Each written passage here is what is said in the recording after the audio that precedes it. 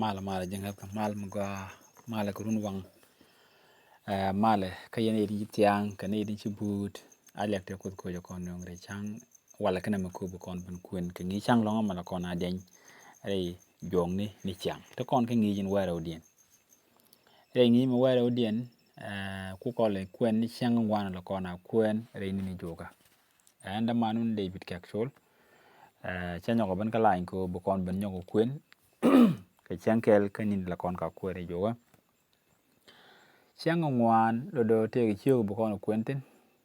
la jang chiu ka wera bet kel wa ben wel barodien me cha gore ya do le menyam gwada me cha ko lat point ne dang rew bu kwen kon en bet kel woni ka kane bet rew cha la ka gwad mi chet kene chu kweni ro to ka mi changa tan jidwel ko e jek chu da man joni James ne ke tep ka me cha janen wo nokology juice Shuawa we Peter Yenba. And number 2 kanin met jurai metel top. Kame che Peter Kap. Shuaja kweng dwel yene. Ka shuaja kamla skere to bun ngwan. Tete bon kel kane dang ngwan. Goro go beje nungrar nyam nat. Ka kor shang bela. Kamin gang ka Peter luag yene. Shuaja dwel kot pal. Ka kwide. Ka loy ken kele. Pal. Loy te long kot nyal ken ping gwar mugwan chungni. Minte kai loai kana nungu tel fe ko jini nung ka taga me ko bini rwani ko bindeng ne te gwa din ko bini lo ka bini bot ka long yegru mun gwa ko tin bakalat rel garo dien ka bichara lep ko ba ka kep yodi ju ko ndi amen gwa ngijin wel kelien ngi waro dien me ngi mu gwa mi chene ke ngi jogo men wel kelien ji kono kwen ka gwa de ji do jok ngi me ko raje long ka kwi ya ka dula ne te nyam te chi George ichirum ke yang midit ka kwi ngada dien gwada me la jaga gwada ngaraw te gwada nyam tin kane itin te karay ko de wal kana gwada rawde kana inte karay ko den tak anta ko ray ka gwada rawde shangan ngwan dien ray kon ka kwi James kane Peter te kare ya ga dule menyam chala ko no chi ray ko de wal kara e men youth content bitwok kanin jak me ray ko den tak bo la de jakon along ka Christianity nyam chaga nyere long ka kwi ngada dien nyere gani pany dama ne kien pany chu kana gwich en misher kene me jekene ka per kene ka shit ka meji tuwa ka Moses ka gwate nyam chu ngain kwar jirom rut ka chu bom wa ke lo romat ko beter ke ala ter ke je ke Kristo chu nyoga pen winen ten gwar ke je kud gwaine bo chikane ngajin go mu tu ko su ko wote wotem bu kwaktile ken ka jek ti jeken pelenat to bige churi ko kujemo shuga long bu medien kelo man gwa kel ko bige kursi ni beken ganak ngwa de me lodo chu maj mi dit mai chieng ya ka me let lodo chu do fan gwa mo li raj mi chiren me di je ka ga me dit bu ko chala get controversy page ndio go bangon tie ko raj mi chala re bo ka let jang ye chu min pai kon tan to mo kwen kon anta chala de long ngo tene ko do chiga bare ya ka me bej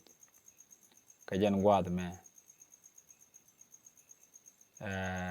bom mo che ra je ko beter ke pen ne ko bi go nyam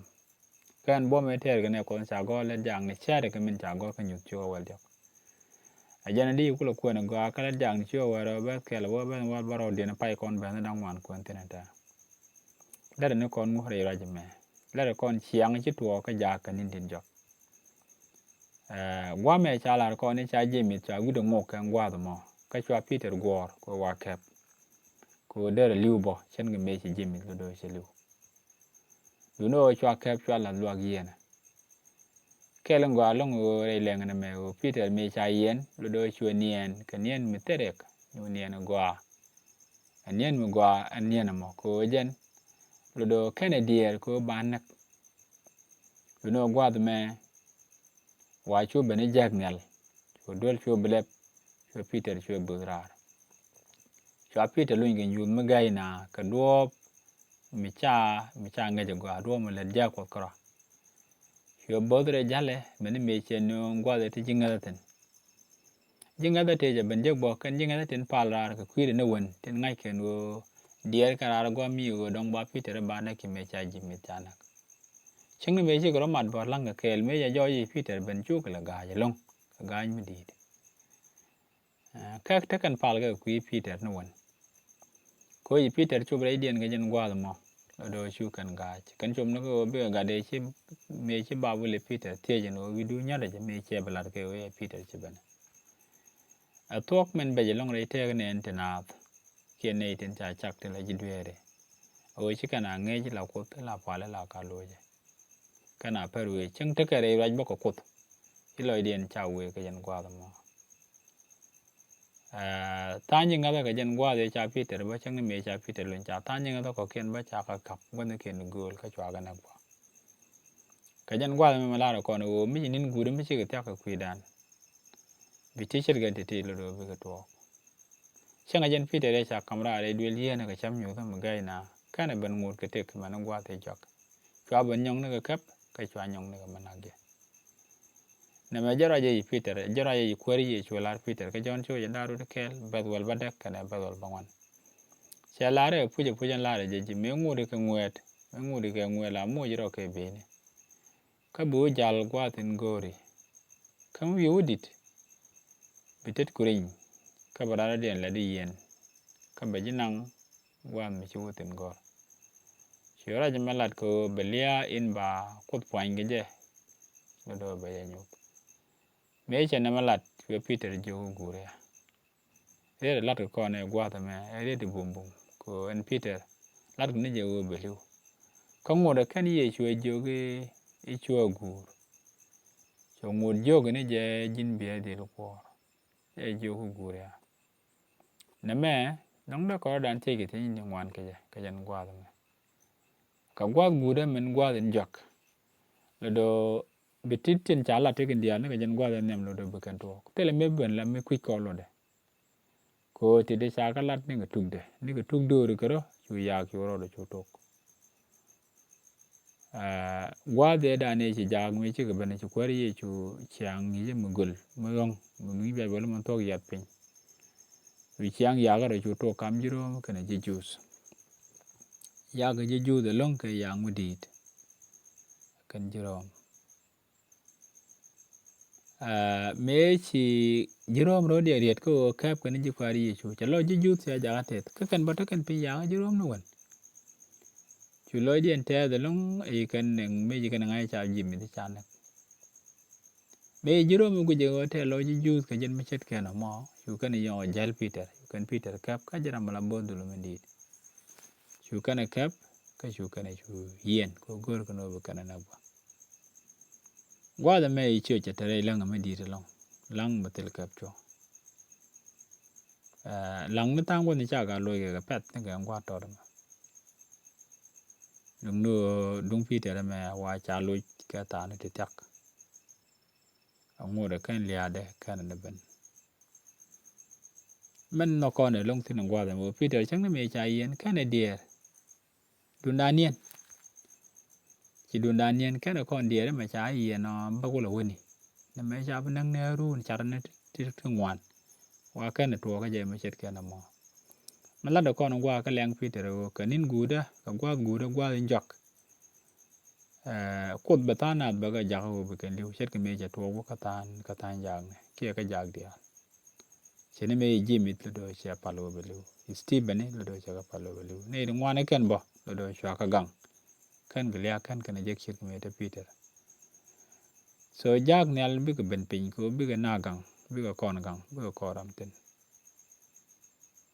เย่ชูมันเดี๋ยวเที่ยวราเคลก็ก่อนเราชีเรียกว่าบุคคลพาโลบ้านลิวเกี่ยวบุคคลจากบุคคลเทกมันเป็นเดมันดีนี่ยันก็ควรนี่เย่ชูบุคคลอกวอร์ก็กูบุคคลอกวอร์มันกูเดยันมันก็ควรนี่เย่ชูรายชาลัดก่อนนี่ก็คุยเยี่ยมิสกันเอพีเตอร์รายมันเดียวก่อนชุมลงก็มันชุมบุคคลก็เย่บ้านยังไงกันนี่ยากกันนี่วิเชียงเยี่ยกลุดเบดเดนเบดเดนก็แค่ในที่ก่อนกวอร์ก็ควรนี่เย่ชู đúng no chi kwari ye chu chi kan video chi me kan Peter kan dia te jien cheng me ye chu la do ba ina kana ye chu ngur jogo ni ye gura are te ka dan bu kon dil jal gur kon ko ni ye chu man gwa che jore por ka je mi che kon gang kan gwa de me ngode bana je gor kama kana kon gang ka kan tin tuo kan ta ngode ba kon chol chet ka men be Peter kan ne dia ko kin lo da ba chura ka ku ye mo te rod no bungot guru ni kwani ye chu chu gin tin tuo kan ta mare wa ti larik bi chu lo ro do no an ver lo ro de no ku ye mo bana gor ni men chi ye chu la Peter chang me jo blue ne e jo ngode le lungu do guru ne bu kwere ke lo kon pana lo te school for ko ji de kel ne mana ta ga me lo te ke ri de ara ji la ne gwa din ko ku ji kwaro kan ni jak kan chang ya ga men bi joj ka ci lar bo ne ken yam dong ne ko ne ya la ka chet ke Peter ko ci ne bi dier ka ten ya to ne ngot char ne go en ci ne ci ro do je lo te ko de kel ne ci de ci ko ndi amen